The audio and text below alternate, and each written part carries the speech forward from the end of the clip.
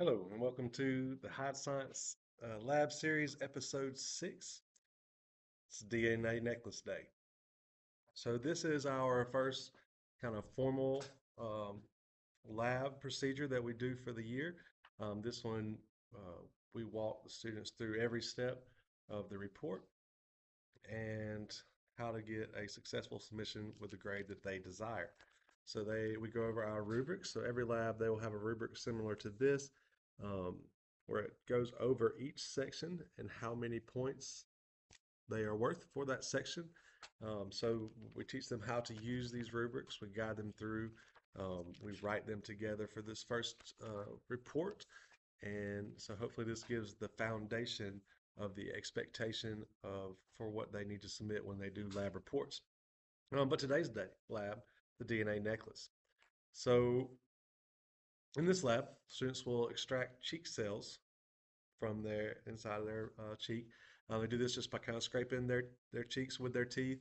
And then they'll have some sterile water, 3 mils of sterile water, and they will put it in their mouth and rinse it, and then put it back in here. So in that step, we have extracted or got the cheek cells out of our own mouth.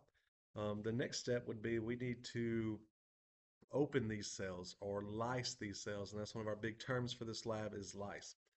To do that, we will use, it's not a tricky name, lysis buffer. So it is a buffer that we'll pour in here that will lyse open the cells. So with that step, we have broken open our cells to give us access to get to the DNA.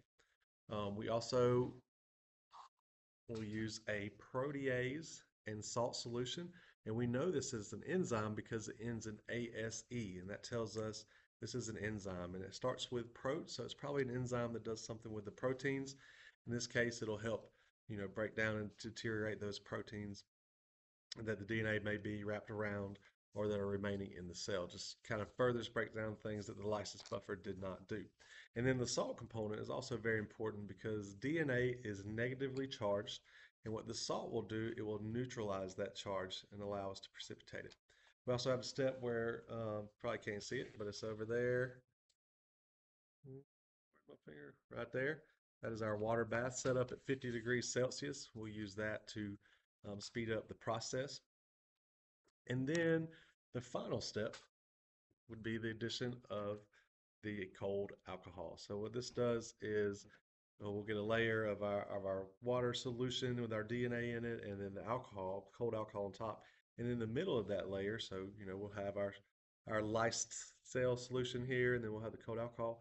In the middle of that solution, of that density layer, we will start to see our DNA appear. So it was once invisible in the solution, and now it is becoming visible. So this becomes a precipitate. I like to use the analogy of rain. So rain is in the clouds. We can't see it. There's no rain falling. It is in suspension. But then when it falls out of that solution, it becomes precipitation. Same concept here. We have the DNA in, we cannot see it, but when we put the alcohol after we go through our steps, then it starts to appear. And that's why it is called a precipitate. So once we've done that, they will extract their DNA and they will put it in this neat little vial situation here, and cap it off. And they now have their very own DNA necklace. So from that point, so we do a lot of the lab before we actually come in here and do it. We do a lot of background or pre-lab, preparing ourselves. What are our big topics in this case? The cell lysis buffer, the protease, the salt. What is the purpose of this? The alcohol. Why do we use this? What does it do? That's our focus from a learning standpoint. And then making the necklace is the fun end result. But after the lab, then we'll go over our data and our post lab um, together. So with these formal labs, we have a cap, a submission cap. So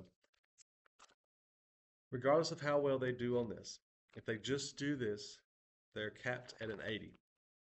So to get that cap removed, they must submit a video expression. And this will be viewed only by myself, and they'll share their link with me and submit that. But what that does is they will highlight, it's a very short video, 90 seconds is plenty of time, but they'll highlight something from the procedure, something they did over here that was a memorable moment that stood out to them and what happened. And then they will verbally explain what each one of those big four components was. And it'll vary between labs. But for this one, they're in their own words. Why do we add the cell lysis buffer? Why do we add the protease? Why do we add the salt? Why do we add the alcohol?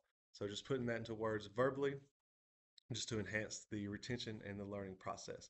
There's no particular score on that. It's just, did you do this? If you did, the cap is removed.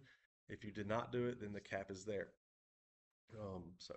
But that's it for our first formal lab, the DNA necklace lab. Um, Stay tuned for Lab Series episode 6.